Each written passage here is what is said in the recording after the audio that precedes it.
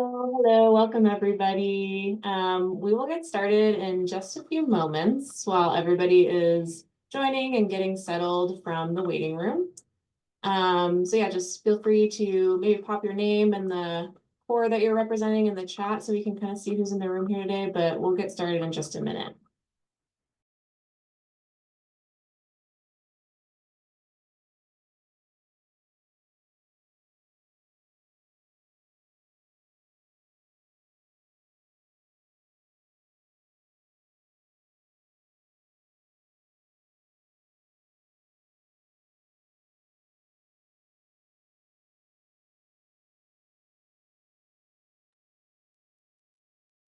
We will get started. First of all, thank you everyone for joining. My name is Hannah Soroki. I am the Member Services Manager here with the Core Network, and I'm one of your main points of contact for all support things with the annual profile. I'd also like to introduce, she's on the call today, Katie O'Hara, who is our data coordinator. You'll also hear her name quite a lot throughout this session. And she's also going to be heavily involved this year with supporting and going through all the data that we received for this year.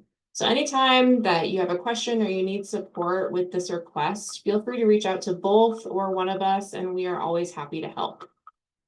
Again, thank you for coming today, and a special thank you to those who have completed the annual profile in previous years, and a huge welcome to any new people going through the process this year. I'm looking forward to diving into details and the different parts of the profile.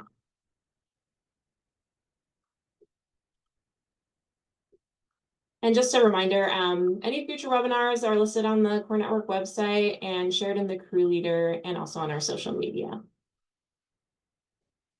A few friendly reminders that folks are probably familiar with.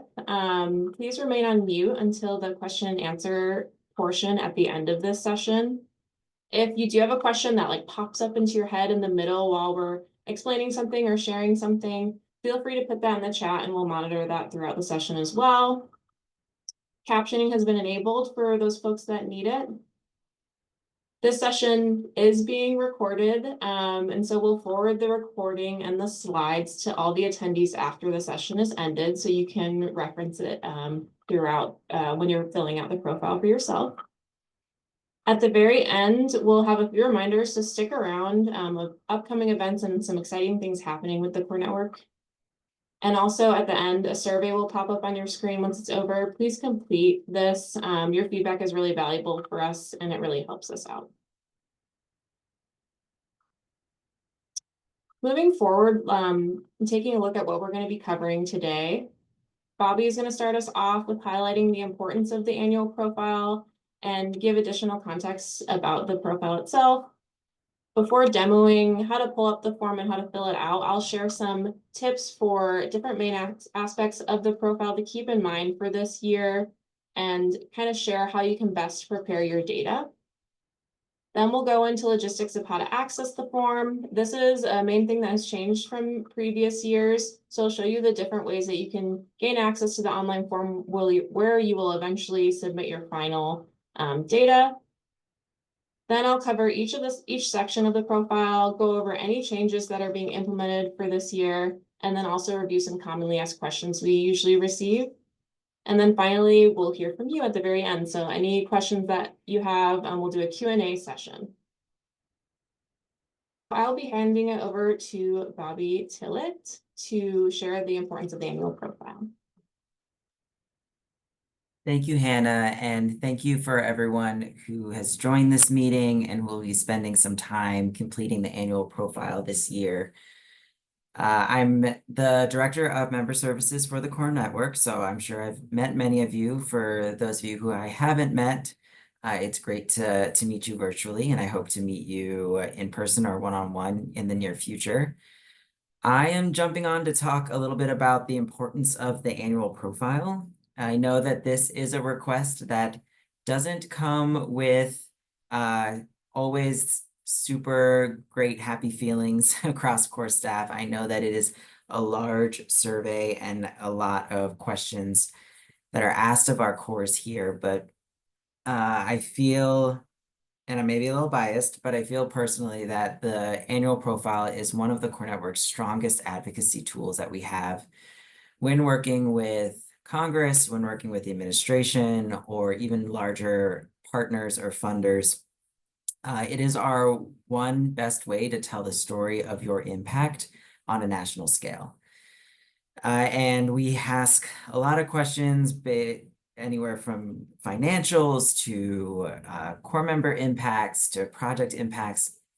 And each one of those data points comes from various conversations we've had or various requests we've seen from stakeholders and decision makers, where we've noticed, we get this question very often, or it really can help move the needle when it comes to either funding or support from a large decision maker, if we're able to give them accurate and complete data around that data point. So I have a few examples of ways that this data has been used in this past year to help hit home how important and how impactful your time and effort on this profile will be. I think a few that we've discussed internally or had requests around, one is around that general number of core members enrolled or engaged in an annual year or engaged annually.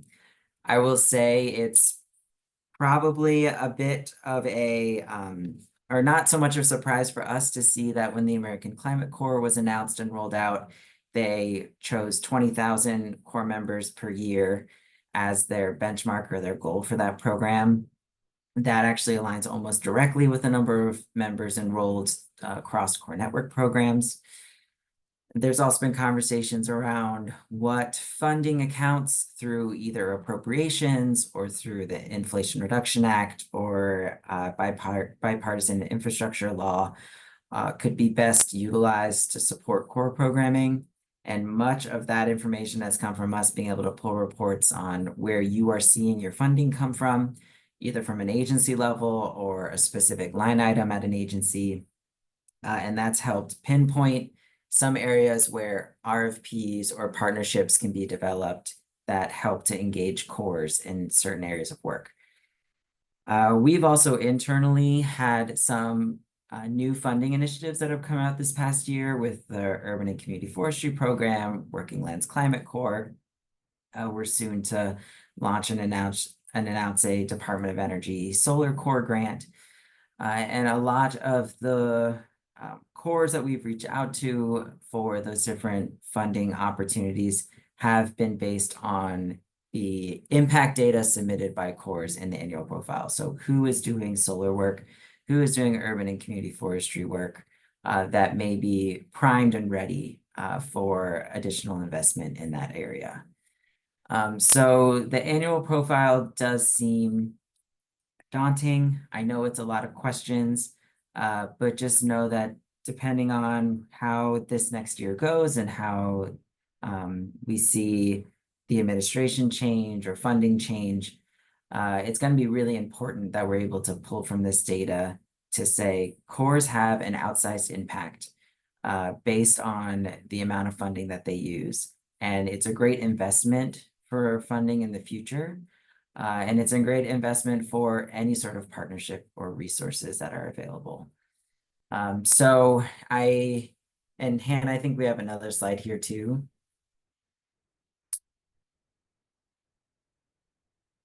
Yeah, so there's both these external to our partners and then internal processes that we really rely on this data and its accuracy. So I thank you all once more for your time you're going to put in this. I thank Hannah and Katie for all of their work pulling together the profile for this year. I hope we've made it a bit simpler than in past years and hope to continue on that trajectory of making this as simple as possible. But with that, I will turn it back to Hannah to talk a little bit about the nuts and bolts of submitting your profile. Awesome. Thank you, Bobby, so much. Yeah, like he said, we're gonna start walking through more granular details and tips for preparing your data and how to navigate filling out the form this year. Alrighty, so here's a list of tips for prepping data this year. Right at the top there, the deadline to get your profile in this year is November 22nd. We'd like to have all the profiles in at that time, but if your core will have issues meeting this timeline, please feel free to send me and Katie a message and we can set up a schedule that best work for you. We can have some flexibility with this, so just communication is key and we're willing to work with you if there's a timeline that would be better suited for you. Next up, you'll want to identify a lead at your core to take on this request. Hopefully it's most of the folks on this call. If you're an executive director and you haven't taken this step yet, we highly recommend it. Hopefully it's someone that can complete this year to year. Having like that continual knowledge of how this data works is really helpful to getting those in. So that's kind of a high recommendation that we have. And folks that have found success submitting this have a lead person working on it typically. You'll want to choose a reporting period that I'll point it out on the form where that's at.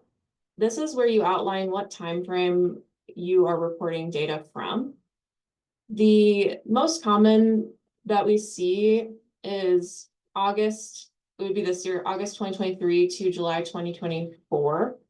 But again, you'll want to have a reporting period that works best for your organization. You outline this to prevent you from counting identical core members from year to year or having gaps within the data. So you don't want to have a different reporting period every year where they don't match up. You typically will choose one, and then next year when this request comes around again, you will have that same reporting timeframe just a year later. And I'll go a little bit more into depth on this on the next slide with a visual. I've also linked here and we can post it in the chat. There is a Word document version of the profile that is a good way to view all of the questions in one area for a summary, whereas on the online form, you have to click through all the pages of it. So having this Word document is good for viewing it that way. It's also good to, if you have multiple staff that will be reporting data and finishing different pieces of the annual profile, it's a good tool to use to send out the Word document version to those different staff at your core. And then the lead person would gather all of those Word documents filled out and aggregate it to the final version into the online form. Please be as comprehensive as possible. For us, the more data, the better, but also if you come across a metric or a question that your organization does not track, you can use this as an opportunity to plan for next year. And then communication with TCN staff. We recognize that we have all of our member cores are operating different types of programming, and there's a lot of variety between them, and so it's very difficult to standardize like a set of questions that every single organization can answer and is relevant to each one. So if there is something that you come across that you have questions about, please reach out to Katie and myself, and we can hopefully help clarify that or kind of point you in the direction of whether you should skip that question this year. So yeah, reach out to us, communicate with us, let us know how it's going. Just don't hesitate. We love to communication and we can help with any and all questions. And finally, like I said, prepare for next year. If there's a data point that you're like, oh, we don't have that this year, but can keep it in mind and start preparing and prepping for next year to include in your course data collection plan, that would be amazing. As promised, here's a visual that shows examples of different types of reporting periods that cores have used. At the end of the day, it's up to your core to decide which time frame makes the most sense to use. You will want to use, like I said, the same reporting period each year, so you're not missing data and you're not duplicating data. So I'll start at the top and go through each of these examples, and maybe one of them will resonate with your organization if this is your first year choosing a reporting period. So the seasonal program core, this is a type of core that might be operating multiple cohorts that depend on the season. And so you can see there's like a fall crew season, and then going into 2024 spring and then summer. Since there's that gap in the winter there, this example might be best suited for the August to July reporting period that is most common. So that is kind of the recommendation for that type of core program. The second one there, year-round cores. In this example, you might break up if you have cohorts of crews that serve based on calendar year instead of seasons. If this is the case, right now, if you're completing this annual profile, you're still finishing up that 2024 season. So it might make more sense to report on 2023 as a whole instead of cutting off. You might not have all the data through the end of the year for 2024. And it might be more complicated to try to parse that out or submit incomplete data. So it might make more sense to do January to December 2023 and have that complete data set for this annual profile. The multi-program core, this is an example of an organization running maybe both in individual placement as well as crew-based programming that kind of overlap throughout the year. This one, it can be just difficult to parse out from each program and aggregate the data into one. So we suggest that the suggested is the standard reporting period, which is the August through July. But for this one, at the end of the day, it's just choosing which reporting period lines up the best with those start and end dates for those programs and using that for consistency year after year. And finally, the rolling enrollment core. This type of program doesn't have set dates for enrollments. They add on new members and graduate members depending on where they're at within their own specific individual plans and goals to meet. It's very similar to the above structure where it can be difficult to separate out. So you might choose to do like a standard reporting time frame or just choosing which one lines up as best as possible. And then I can't stress enough, it's just most important to continue using the reporting period from the previous year. If you need a copy of your profile submission, if there was one submitted last year or in a previous year, reach out and I can send you a copy of it if you want to see what reporting period your core has used in the past. All right, so I'm gonna get into showing the form and walking through it together. This year, the process for accessing the online form has changed. So we switched platforms. And so now each core will have a unique link that links to their form online. Before you had to like enter your member ID and it would like generate the form for you, but now each organization will have a specific link that they need access to. We emailed out these links to all the cores to primary contacts and to the folks that had completed the annual profile in previous years in September. If you did not receive this link, you can always reach out and we can send it to you again. But another way that you can access it is by logging into the member hub on the Core Network's website. And we can share the link to the member hub in the chat right now if you have the login information and you want to follow along. But I will show where to access that. So you will log in to member login here. And then you will go to my dashboard.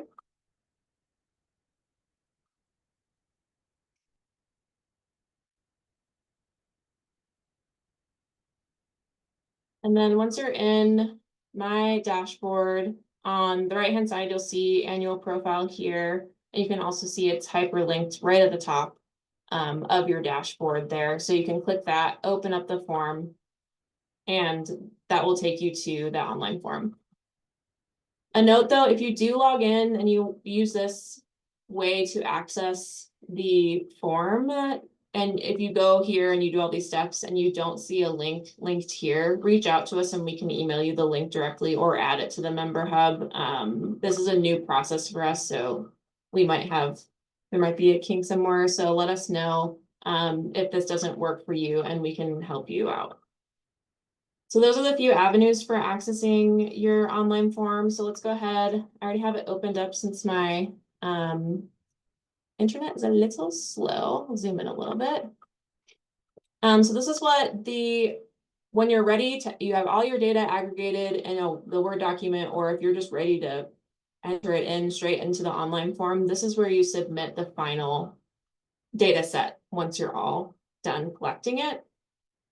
So first thing you'll want to do on this page number 1 is when you open it up, like I said, each core has a unique link for your own organization. So you'll want to make sure under core name that it says your core's name. If you open it up and it does not say your core name, you'll want to reach out to myself or Katie, and we will rectify that situation, either if it's an incorrect link or just a glitch in the back end. That's the first step. So be like, this is the core that I work for, yes, and then you can move on to filling out the form.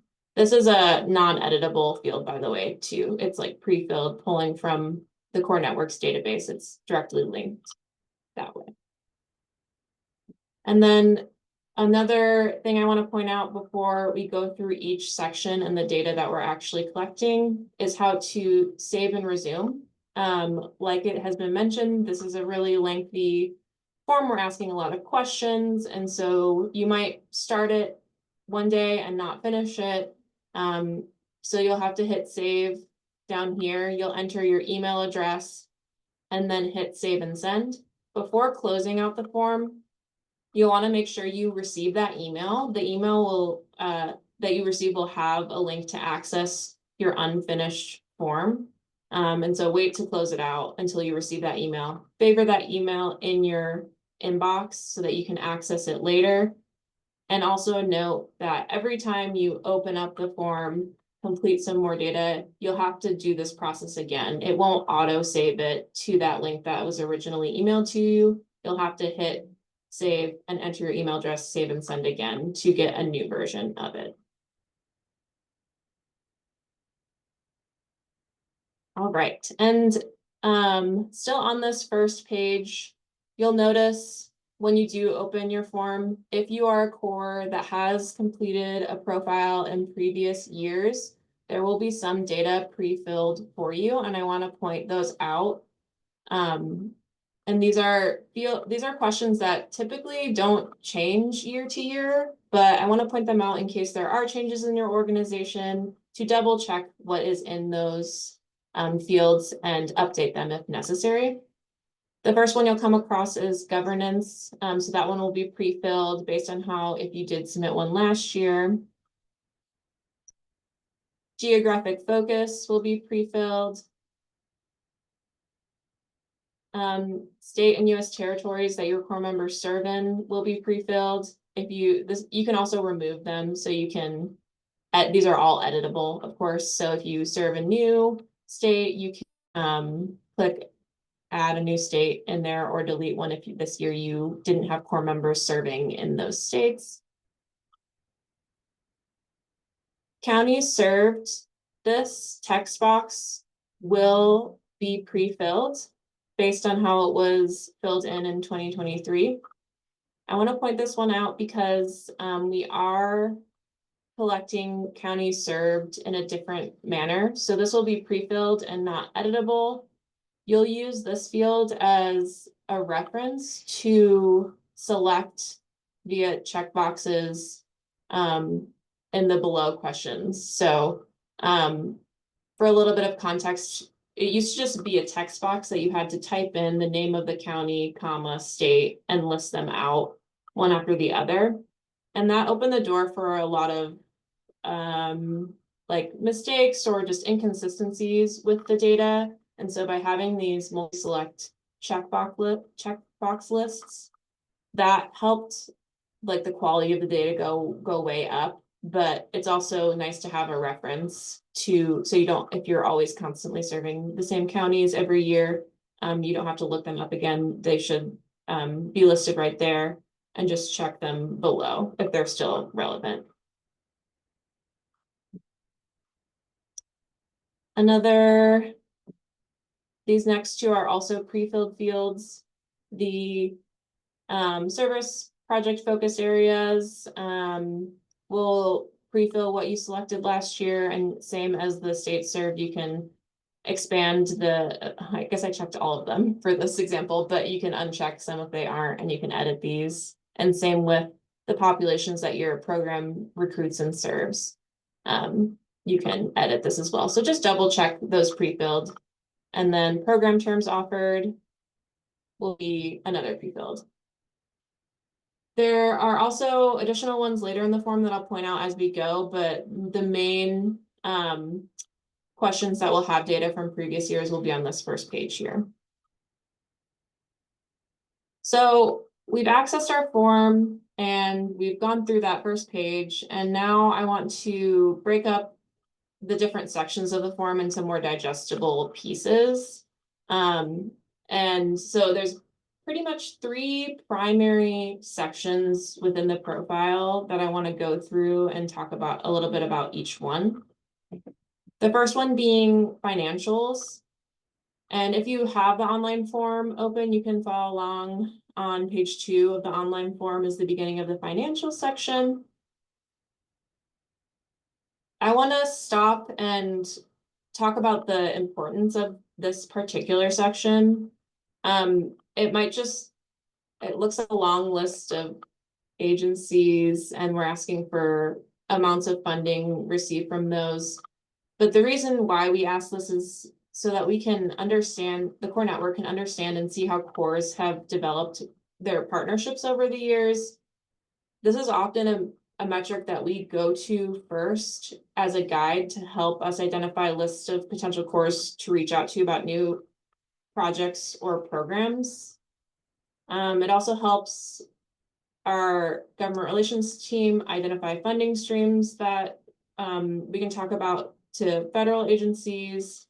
And we use the information reported to see where funding is currently coming from and kind of look into areas where they can increase funding streams or where to best focus our efforts that way. So it's extremely important, and it's a set of data that the core network staff uses really frequently.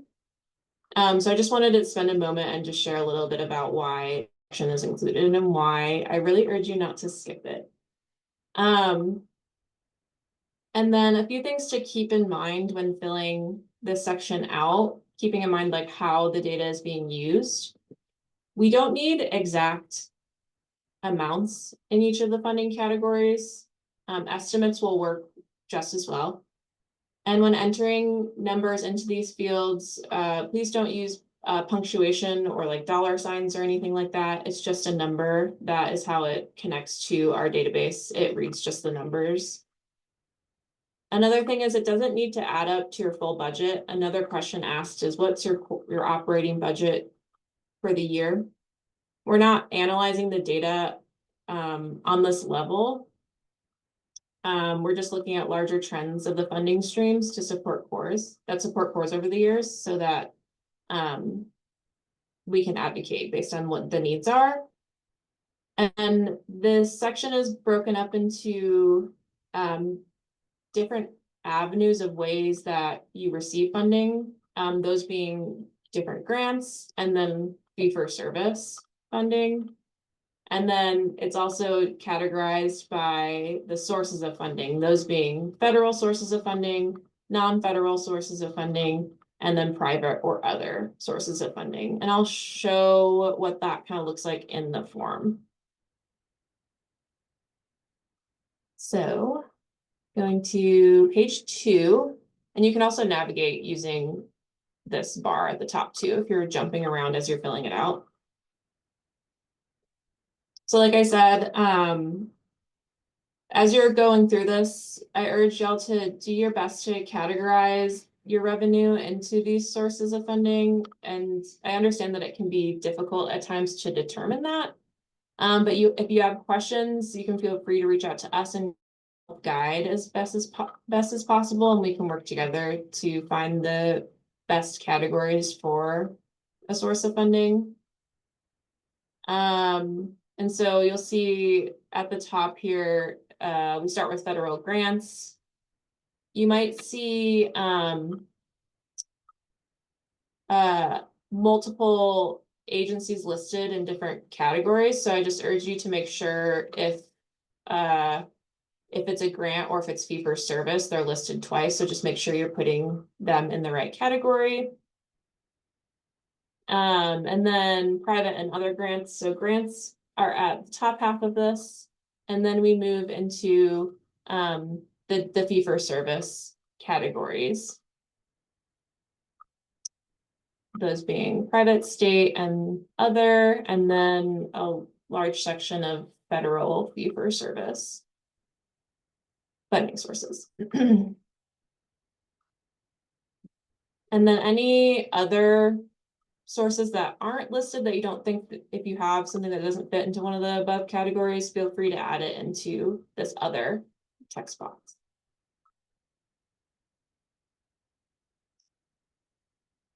There's also a program expenses financial section.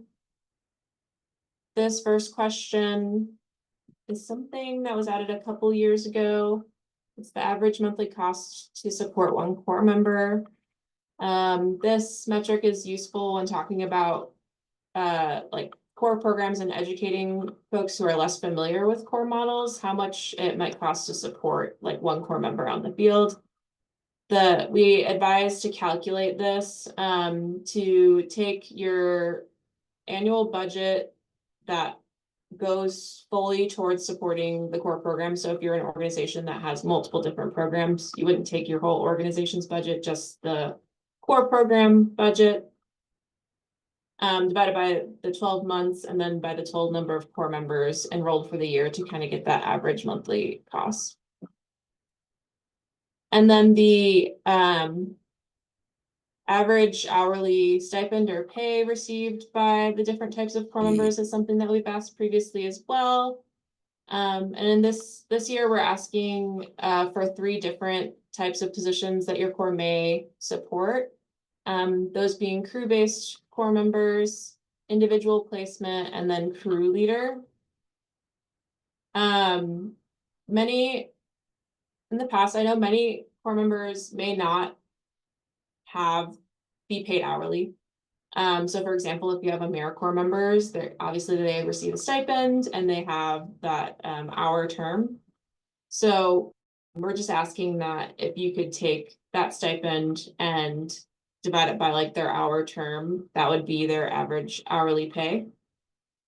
Also recognizing that within one core, there might be multiple different like wages for core members, either based on like how long they've been in the program, how many terms they've done, or like the specific program or projects that they're working on, they might receive different pay. So if you could take the average, and that's what we're asking for here from all those positions, that would be really helpful.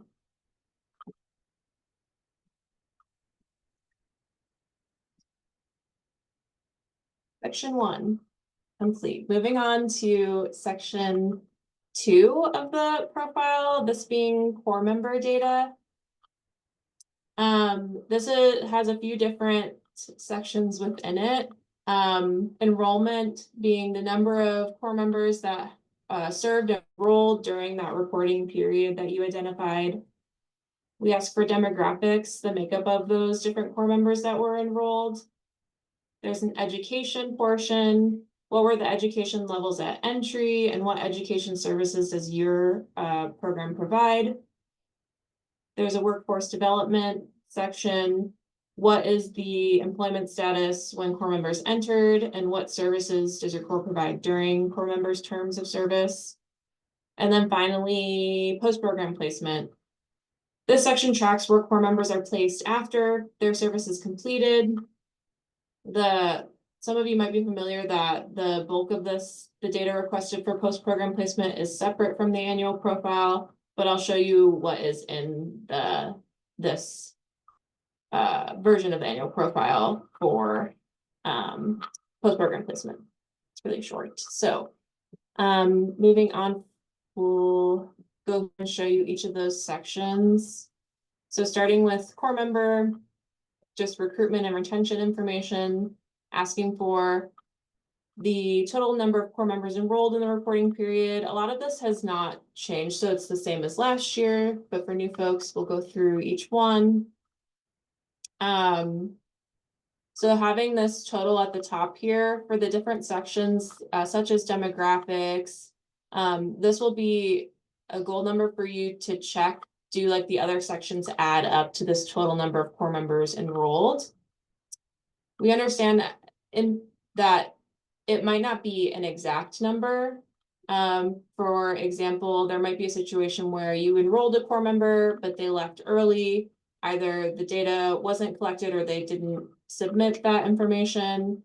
Another example would be if you have an individual core member that serves multiple terms within the reporting period, or they left and came back. So as like Katie and myself go through and we QA the data received, we may reach out just to double check if there is a number that's not adding up to the total number enrolled, just to see and make note of if there is an issue or if there is just a different reason for why that might be. A note about number of core members serving in AmeriCorps. This is asking for all core members enrolled in any AmeriCorps program, not just the core networks AmeriCorps program.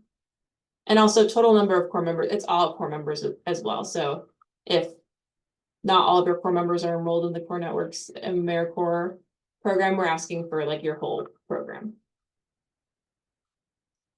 Another note at the top here, we're differentiating kind of some more details based on different types of programming, those being more crew-based programs versus individual placement and intern programs. And we have definitions that we've developed with some feedback. So the crew-based definition to kind of help you make a decision of where core member, what program I guess you might be running if it's a little bit unclear. For crew-based, generally these core members serve alongside other core members to complete service projects that have a direct impact on conservation, cultural resource, climate mitigation, and or climate adaptation. And day-to-day supervision is provided by the Corps through crew leaders or other field staff. Versus the individual placement definition, these are placed with a host site to build capacity and or complete research projects. These folks serve in an individual capacity and not necessarily alongside other core members. Day-to-day supervision is done by the host site. And these are also interns or fellows are their names that they could go by. As you work through this core member information, if it does not specify crew-based versus individual placement, please aggregate both types if you do have both types of programming. So continuing down the page, like I said, crew-based core members for this section, we ask for, of those enrolled, how many at this point in time have graduated. As you're submitting the data, if there are some that are still enrolled and completing their term, and how many core members left before completing the program. There's a supplemental question of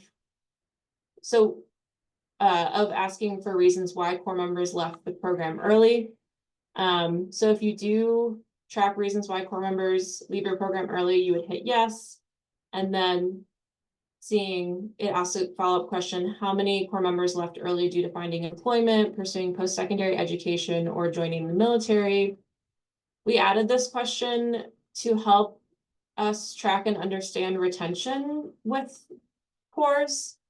We've had discussions with the representatives on the Corps Council and came to the conclusion with this change because with previous metrics, we were just showing the total number that left before completion, but not considering that it could be a successful or a preferred outcome that they found success through going through the core program. So that's why we're asking a supplemental question to have some more depth to that data analysis. Continuing on, core member demographics. The categories listed, we pulled from the US Census.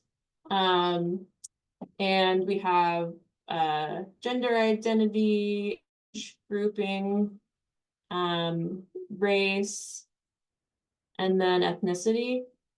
For some of these, we've added a prefer not to answer option as well, because that was a common thing that we saw and feedback we received as well. And then finally, the barriers section at the bottom here. I want to make a note that the number of core members with an individual or family income, 185% of the federal poverty guideline. This question is what is worded to match up with or to align with the way our OAC program tracks this question. So we have alignment across those programs. And there's a link there if there additional information is needed about how to determine this. Moving on, the education section for core member metrics. A note we ask for at entry the number of core members and then their level of education. Please only count individuals at the highest level. So for example, if there's a core member that completed some college, you would just count that individual in this category, not in this category, and also in the high school diploma, just one time in the highest level that's applicable. And then these checkboxes talking about programmatic elements that your core has are the pre-filled as well. So if you have checked this in previous years, it will show up pre-filled already. Workforce development, similar to education metrics at entry. These two different questions: employed prior to service, and the number of core members unemployed and not enrolled in an education program prior to service. We ask that you only count individuals once in each of these. So if an individual was unemployed and not enrolled in education before they joined the core, you would just count that individual in that category and not the other one.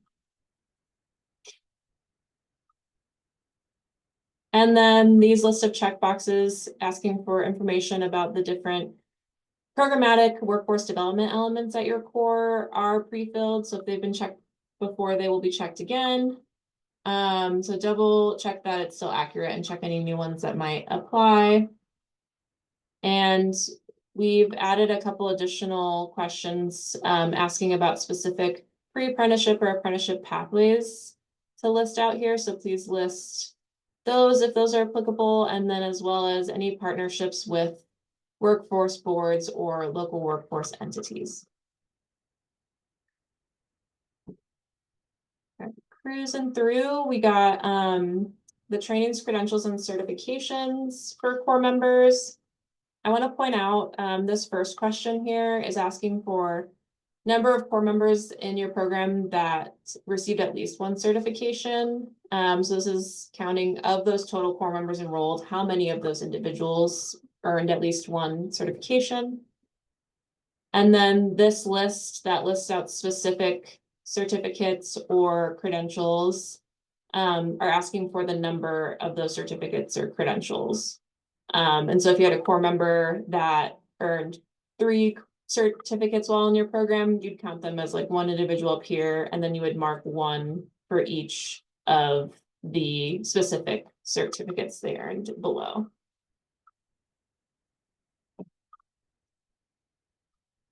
A long list as well, but it helps us understand the different trainings that cores are involved with. And finally, with the core member data post-program placement, it outlines it here that the post-program placement of core members will be asked in 2025 after more time after the program has ended, and we ask for a follow-up at exit and 6 months after their program. And so a lot of times the amount of time hasn't passed by the time we're filling out this data. And so that is a delayed portion. But we do ask the frequency that you track core members and that how often you follow up with them after their program. And you can select all that apply for this question so that we understand how often you're reaching out to your core members. Alrighty. And the last section, project data. You'll see on the form, there's we parse it out into different like types of projects, those being community and social impact, conservation, disaster response, and other project accomplishments. And you'll check a box. There's a list of them, so it's a conditional section, so you won't see every single metric because it's overwhelming and likely your core doesn't do every single type of project work. So you'll check the boxes of the type of project your organization focus on, and it will expand that section out. And for each of these, we ask that you run to the nearest full number, so no decimals or anything like that, and also double check the metrics as you're entering them as well to make sure that they match up with the aggregate data that you pulled together. And I will show the final page of the form. So if you are a core that does historic preservation, you would check this box and you'll see the section expands here. Conservation, environmental impact. And so, yeah, we're just asking for full numbers here. And double checking the metrics as well. If there's, sometimes I'll come, when we're like QAing the data, we'll come across something that we think might be a metric inconsistency. So you might hear us reach out to just double check that. And then if there's any other project outcomes that aren't listed above, feel free to list them. We love ideas for adding new things to the profile or just like better understanding the metrics that your core tracks as far as projects go is really helpful. And then finally, I just want to highlight the last question on this form, just an open text box for you to fill out and identify any technical assistance needs your core might have for the upcoming year that TCN could assist with. So this is a great opportunity. Hope you could get all of your staff involved and like collaborate together to get feedback and kind of come up with ideas on ways the core network could help you. And we share this with our technical assistance team. And so this is really valuable information to just help us help you. So wanted to highlight that. And then once you're done, you would hit send and it will take you to a thank you page and say your submission has been successful and you are complete.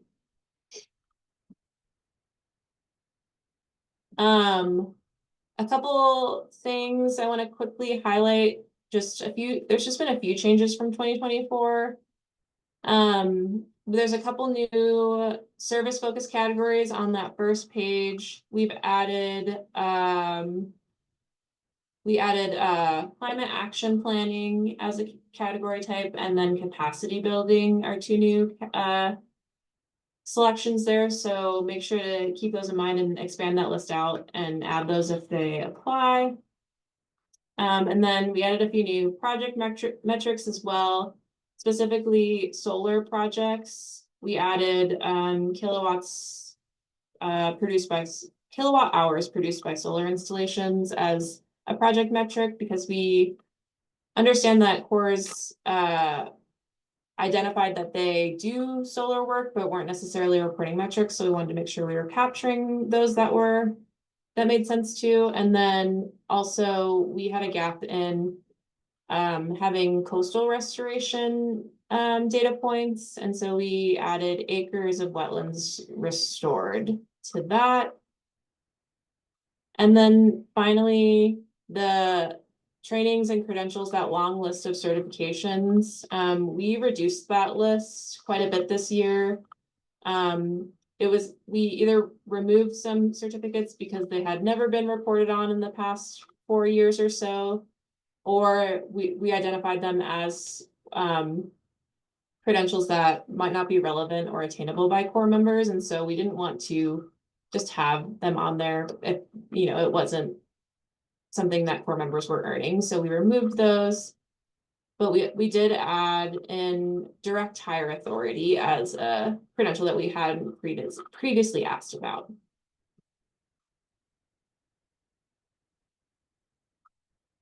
Just a few commonly asked questions. I demonstrated how you can save your progress and resume it later. So that's at the bottom of the page there. Just make sure to do it every time you add to the form.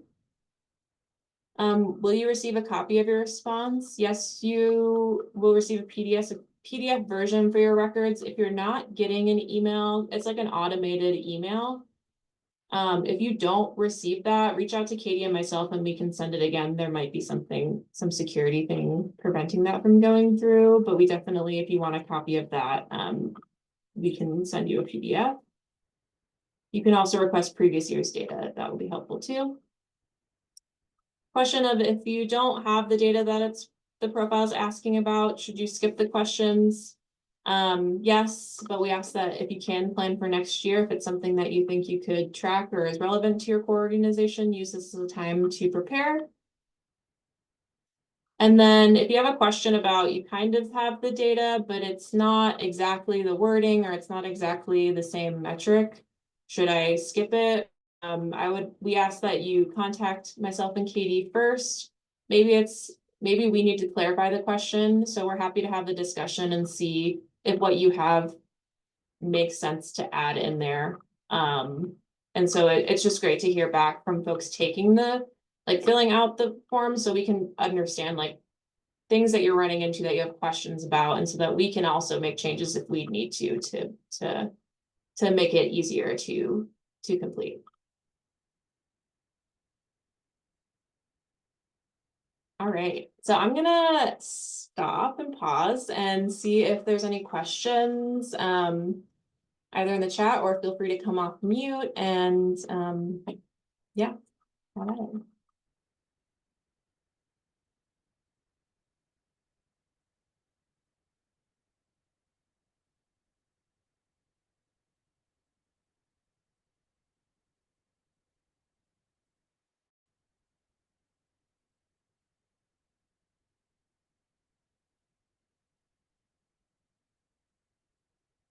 And if not, don't be a stranger. You can always send me an email or Katie an email. Yeah, we are happy to answer any questions that might come up. Maybe they're not coming up now, but as you're going through it, something might pop up. See. A few things just to keep in mind.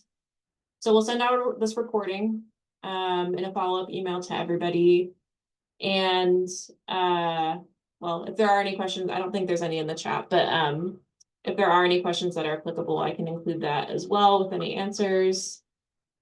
The submission date is November 22nd. It's Friday before Thanksgiving. Yeah, email us, ask questions. We are here for you. And then a few upcoming events that are really exciting. We have the Virtual Core Member Development Summit, October 22nd and 23rd. We'll share registration links in the chat and more information for that.